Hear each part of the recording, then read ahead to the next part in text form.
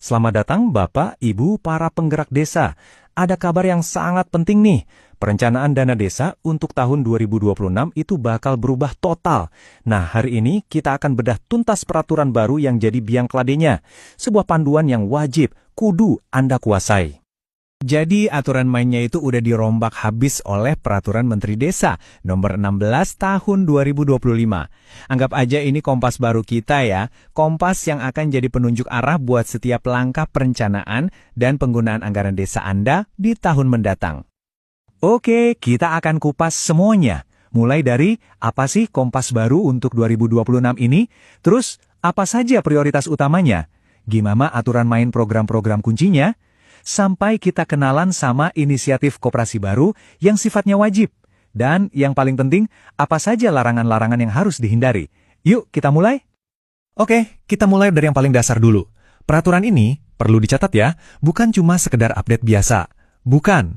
Ini tuh ibarat buku pedoman yang benar-benar baru, dengan area fokus yang spesifik banget, dan yang paling penting, ini sifatnya wajib untuk diikuti. Intinya, sebetulnya sederhana. Setiap rencana kerja pemerintah desa atau RKP desa untuk tahun 2026 itu hukumnya wajib, harus selaras dengan prioritas yang ada di dalam peraturan ini. Jadi ini bukan lagi pilihan ya, tapi sebuah keharusan, biar dana desa kita patuh aturan dan pastinya efektif. Nah, pertanyaannya, apa aja sih yang jadi fokus utama pemerintah pusat? Peraturan ini menetapkan ada 8 mandat nasional. Inilah yang menjadi jantung dari penggunaan dana desa 2026. Mari kita lihat satu persatu. Nah, ini dia ke-8 prioritasnya. Kalau kita lihat, cakupannya luas banget ya. Mulai dari isu sosial mendasar seperti kemiskinan dan stunting, lanjut ke ketahanan pangan dan iklim, sampai ada yang baru nih, dukungan wajib untuk koperasi merah putih, dan juga infrastruktur digital. Jadi kerangka kerjanya ini komprehensif sekali. Udah nggak aneh lagi ya, prioritas nomor satunya tetap sama, penanganan kemiskinan ekstrim. Program bantuan langsung tunai atau BLT desa, ini masih jadi ujung tombak utama untuk memastikan nggak ada warga kita yang tertinggal. Nah, ini dia salah satu perubahan paling besar di 2026, dukungan untuk koperasi desa merah putih. Ini bukan lagi sekedar pilihan atau anjuran, tapi sudah jadi prioritas yang sifatnya wajib. Jadi, setiap desa harus menganggarkan dan merencanakan implementasi lembaga ekonomi baru ini.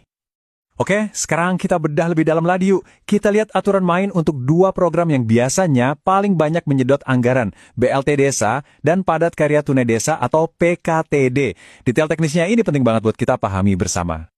Untuk BLT Desa, besarannya nggak berubah kok. Masih sama, maksimal Rp300.000 per bulan. Tapi, yang berubah drastis itu proses penentuan siapa yang berhak menerimanya. Aturannya sekarang jauh lebih ketat dan terstruktur. Prosesnya harus begini. Nggak bisa ditawar. Pertama, utamakan data kemiskinan dari pusat. Kalau data itu nggak ada, baru kuncinya ada di musyawarah desa. Dan yang paling krusial, semua proses dan hasilnya harus terdokumentasi rapi di berita acara. Ini alur wajib untuk akuntabilitas, biar bantuannya tepat sasaran. Sekarang kita geser ke Padat Karya Tunai Desa atau PKTD. Nah, untuk semua proyek infrastruktur fisik, ada satu aturan baru yang sifatnya mutlak. Nggak bisa ditawar sama sekali. Aturan ini terkait alokasi upah untuk tenaga kerja lokal. Dan ini dia angka ajaibnya, 50%. Angka ini adalah porsi minimum dari total anggaran setiap proyek pembangunan fisik yang wajib, sekali lagi, wajib dialokasikan sebagai upah untuk pekerja dari desa kita sendiri. Aturan ini tujuannya jelas banget.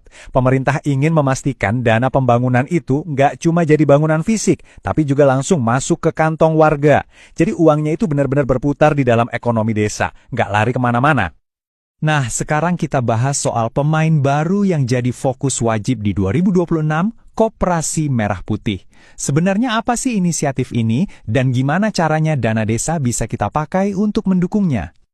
Jadi, tujuannya itu untuk membangun kemandirian ekonomi desa. Dana desa bisa dipakai secara konkret misalnya untuk bangun toko atau gerai koperasi, bikin gudang, atau bahkan mendukung armada transportasinya. Semuanya demi memperkuat rantai pasok di tingkat lokal. Tadi kita sudah bahas apa yang harus dilakukan ya. Nah, sekarang kita masuk ke lampu merahnya. Apa saja yang nggak boleh dilakukan? Paham soal batasan ini krusial banget biar administrasi desa kita tetap aman dan sesuai aturan. Untuk biaya operasional pemerintah desa, alokasinya masih sama, maksimal 3%. Tapi hati-hati, ada yang beda cara ngitungnya. Angka 3% ini dihitung dari sisa dana desa setelah dana untuk koperasi merah putih dikeluarkan dulu. Nah, ini detail yang sering kelewat, tapi penting banget pas penganggaran.